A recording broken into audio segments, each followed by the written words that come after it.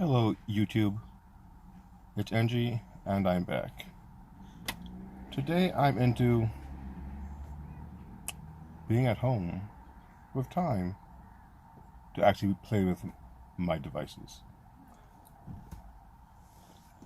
While I've been home, those who watch my thing, that I always have my Fold on me and my Note 8, and every now and then I might have some other device I'm playing with, testing out for my own personal reasons. But with everything that's going on, I've been forced to be home for the past 2 weeks now? Yeah, 2 weeks. And in truth, there's no really sign of the situation changing anytime soon. So, for the time being, instead of being on my bus, I happen to be cleaning out my car. I said, you know what? Let's make one in the car. Yeah, but with all this time home, I really had some time to really, put the Note 8 down, because, that's the work phone. That phone gets everything done. And use the secondaries more. So, I've been playing a lot with the Galaxy Z Flip. Oh, this glare is amazing. Oh, that's better. Yeah. Now, I know I made a video on this before, after my first 2 weeks of having the device. This is now a month plus with it. And in that month, for the past 2 weeks, this has been almost my primary device. Almost. It's been between this, the iPhone, and of course, my Galaxy Fold, which is the primary secondary. The Fold is always with me no matter what. But yeah, during that time, as I got to just be home or about, you still got to go food shopping, and I have kids, so you got to keep them active, play with them in the yard and such, But during the time, this has been the other phone most times in my pocket. So I have as a few more things, a few more thoughts on not only this, but also some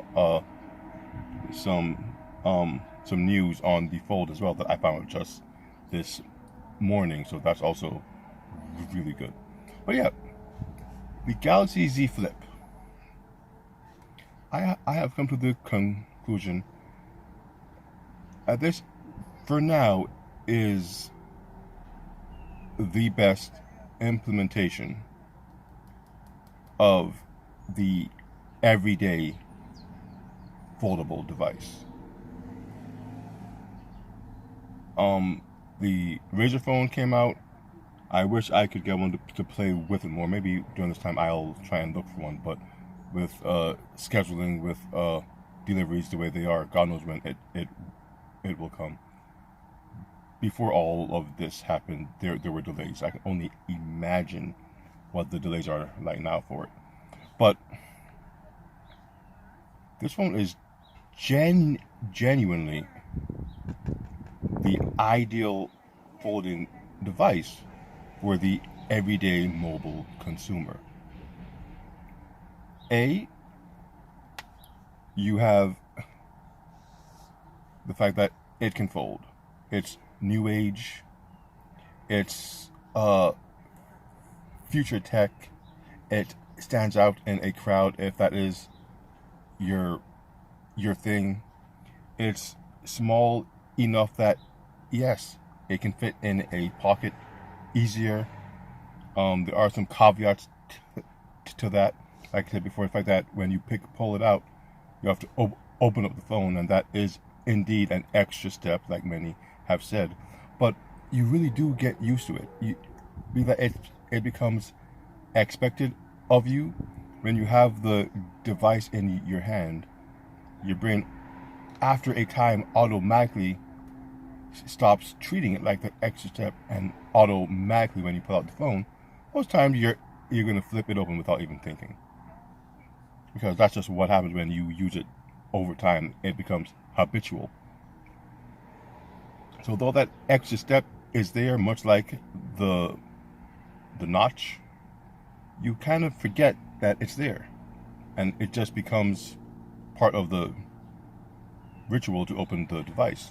It just becomes what it is. Much like the Galaxy Fold, you have to unfold the device to get to the main area of the device, the large screen, which is what I personally use all of, or 90% of the time. This one, to get to the phone, you have to open the device.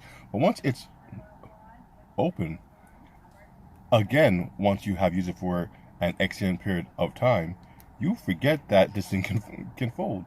It really does act like any other current mobile device. Your S10s, your iPhones, the LGs, whatever might be out there with this form factor, it acts just like it. And the folding feature falls to the background. Even when you do fold it for a better view or a better angle, or to do the flip mode, it's become such a natural aspect of the phone. Your brain doesn't really register that the phone is folding, and that is something new. It's just the phone's folding because the phone can fold. It just becomes a natural extension of the phone, and that nuance you used to feel when you first had it. Oh my God, it can fold, kind of just fades away, and it just becomes what it is. The phone can just fold, and you use it in however you need to use it at that time. It doesn't seem like it's outstanding anywhere. It doesn't seem like it's the exception. It just feels like a natural evolution of your everyday regular mobile device, and that's a really good thing. If more people could get their hands on foldable devices in this particular form factor, the foldable future would be coming that much faster, because this here is just a really, really great way to use a phone. Yes, the Galaxy Fold, which is my preferred way, right here, is a beast of a device. This thing, you get work done a lot. Forgot about that finger. You can't really compare the two devices. This is a tablet that has phone capability with a smaller outside screen. That's the best way to think of the Fold. The Z Flip is a phone that bends in half, and as such, the learning curve for it is almost non-existent as long as you've been actually using cell phones for the past 10 plus whatever years. This is the form factor that is most common in cell phones or mobile devices. So it just comes natural to use it when you unfold it. And like I said, once that fold becomes part of the ritual for the phone, then there is no extra step. And it just becomes an everyday mobile device. And there's a lot to be said about that. The Fold still feels like that experiment where we are going to get to. It's big, it's thick, it's heavy, it's a power user's dream. This device here gets it all done. This device, in all truth, it's not that much less powerful than the Fold, but in all truth, you probably won't use it as a power user's device. You will really use this as any other mid-tier device. You'll watch your YouTube, scroll through your social media feeds, make a call, send a text, and then put it down. I mean, in all truth, yesterday, I don't think I picked up this phone at all. I had my iPhone on me, the iPhone and the Fold, because it really does kind of blend in with the other mobile devices. And I think that's the biggest takeaway from this device. Once you get used to it, it becomes commonplace. It doesn't stand out like the Fold does. It just becomes a cell phone that can flip. It just fills that cell phone void so easily because of the form factor. This really is, and I have to admit, the best form factor for folding devices to take right now. Because people who are on the edge about whether to invest in a folding device or not, something like this will push them towards the Fold. And then we can welcome them to the Fold, like how I like to say. And not the Fold as in the Galaxy Fold, but the Fold as in foldable tech. Because once they are wowed by how, you know, the screen can open and close, it's not an everyday thing. When people see it, it's hard for their minds to wrap around the fact that this device, which looks like their device, and it's glass screen, that it can just fold over. It kind of blows their mind the first few times they see it. But once they get over that and they begin to use it, there is no learning curve.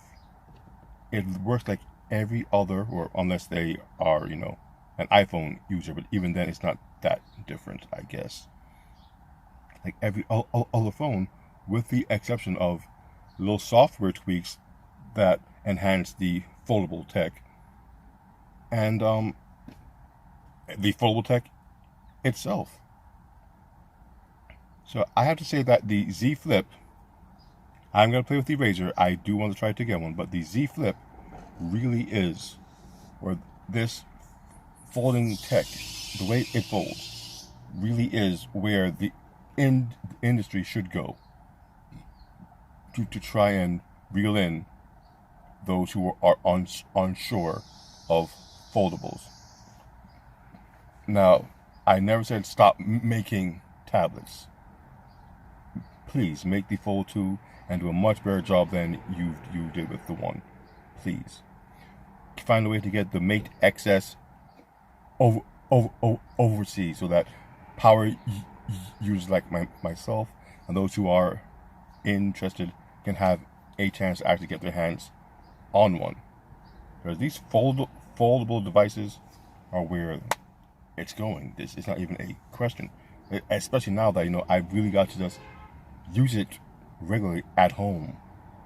I'm not working, I'm not driving everywhere, and I can just have it in my pocket, my back pocket at that. I never put my phone in my back pocket, but just because it folds closed and fits so nicely in my back pocket, it has found a comfortable spot there. You know, I don't feel a way having the phone maybe peek out of my jeans back pocket and give someone who might be somewhat scrupulous the idea maybe they can try and steal my phone, or a quick strike from my back pocket and run. This one, they don't even know it's there. So there is something to be said about this particular form factor of cell phones.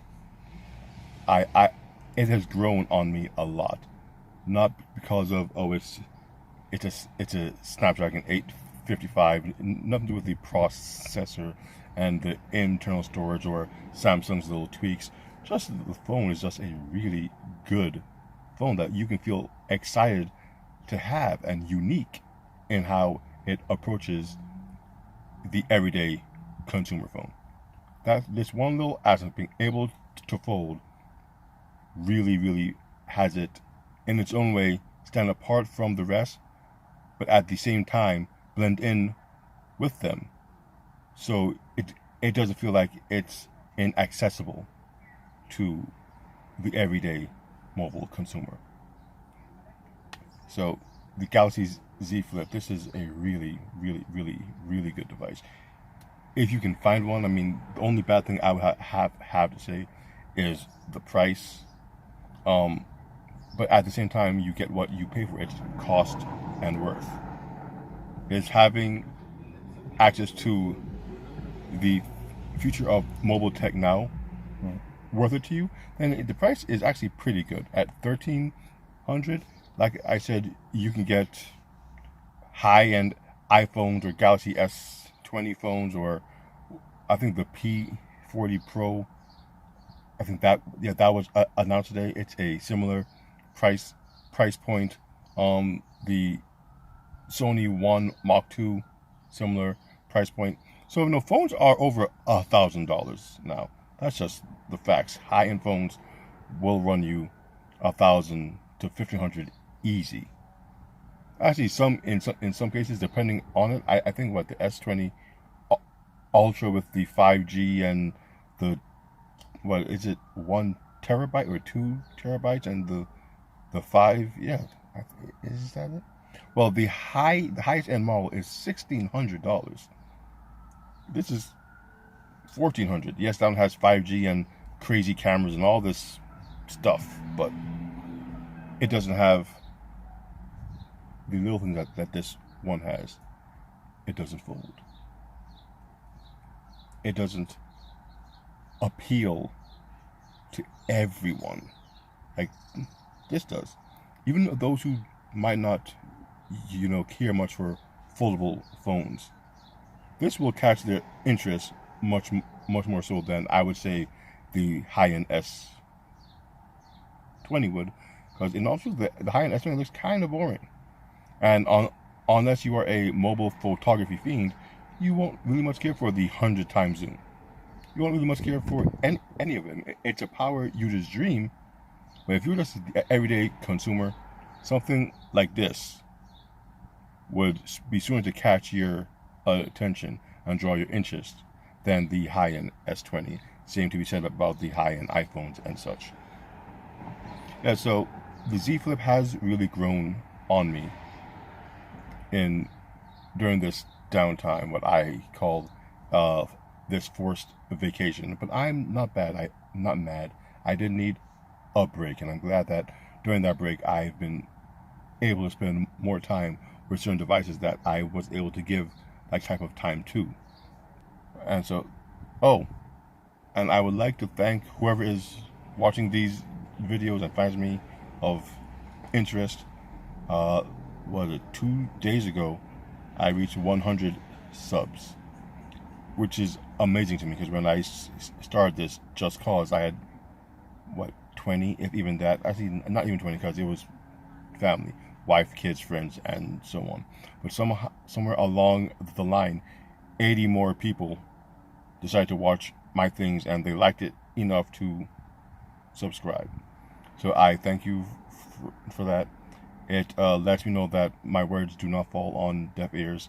Someone out there, or people out there, do share my opinion, and it's good to know there is a